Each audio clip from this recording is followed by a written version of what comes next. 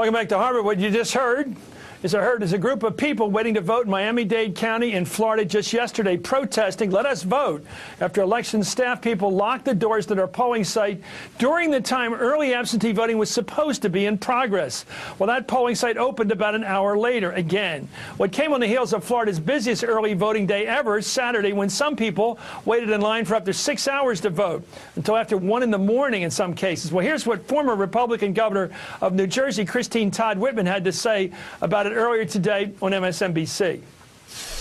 I don't know what went on in Florida, but I do have to say that in this day and age, it's absolutely inexcusable that in this country we have anything like this going on. I mean, I've led delegations around the world to watch voting, and this is the kind of thing you expect in a third world country, not in the United States of America. That's what you see in a third world country. Wow, what a critique. And with me now is Scott Arsenault. He's the executive director of the Florida Democratic Party, and Bob Shrum is a Democratic strategist who's been through a lot of these races. Scott, just give me the skinny here. Can we get a clean, fair, honest election in Florida tomorrow? Well, absolutely, Chris. And look, we have had some problems, but some of these are good problems to have. I mean, we have had an explosion of voting here. We had early voting cut from 14 days to 8. You know, just 4 years ago, we had a Republican governor who had to extend early voting hours, and then we have a Republican governor who actually cuts early voting hours. So, yeah, we've had the intended consequences that the Republicans wanted. We've had long lines. But, look, folks here have stayed in those lines. They've sat through the 7-hour waits, and they've voted. And that's the crucial thing, is people are waiting and they are voting. And we're going to have a big day tomorrow, but we think it's going to go well, and we're going to win. So if people show up to vote tomorrow in Florida, in any county, they're going to get to vote, you believe, despite what Rick Scott's up to, the governor? Well, absolutely. Look, we've got attorneys statewide at all the major precincts. We have everything in place to make sure we think it's going to be a smooth and fair election. We think we'll have close to 5 million people voting tomorrow. And look, there are going to be lines. We've got a long ballot here in Florida. But look, people are going to get to vote. We're encouraging people to get out there, and we think it's going to be a great day. Bob Shrum, thanks for joining us. Nothing depresses me more than the thought that people are going to be kept from voting anywhere, whatever party they're in. They ought to have a right to vote, and vote what they think is the candidate they're voting for, not some screwed up ballot that makes it impossible to read it. So end up voting for Pat Buchanan rather than Joe Lieberman. I mean, people ought to be able to vote what they think. They forget the Chads and all this other crap. Voting ought to be simple. Your thoughts? What's going on? Look, and we went through this in 2000, and I think it's a cautionary tale, and that's why all those lawyers are there. That's why people have gone into court.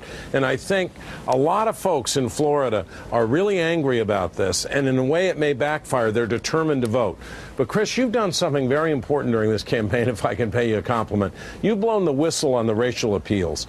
And this voter suppression is nothing but a new form of poll tax, which taxes people's hour and hour and hour of their time in order to be able to exercise their franchise. It's wrong, and it ought to be illegal. In the meantime, people have to take it into their own hands. That is, stand in those lines. The Obama campaign has a great get-out-the-vote operation. And you also have all of these lawyers who I think are ready to fight this battle in court if it has to be fought. Let me go about closing times and open times tomorrow. Scott, thank you for joining us tonight. I haven't met you before, but give me the clarity. Right now, you're on live television in Florida, as well as across the country. Tell people what time can you vote tomorrow morning? When can you start? And if you get in line by 7 o'clock, is it, you get to vote no matter when it comes your turn. Is that right? That's right. If you're there by a certain time. Absolutely. Polls open at 7.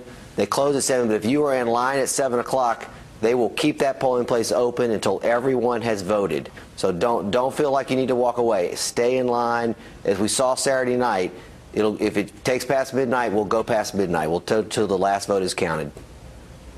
Okay, Bob, what do you want to say to the voters? Tell them to vote, right? Well, listen. Put up with the crap, but get there, right? Look back at 2000 when the Supreme Court ultimately said we don't have enough time to count the votes. They did, actually.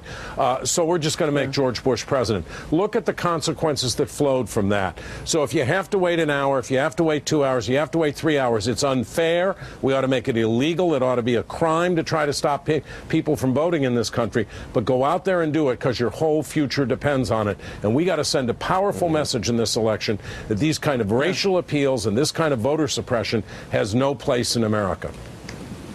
Bob, you said it well. I'm going to say it again at the end of this show. If you think these people are being prejudicial, if they're being biased against you, all the more reason to vote for yourself, because they're not going to vote for you. Scott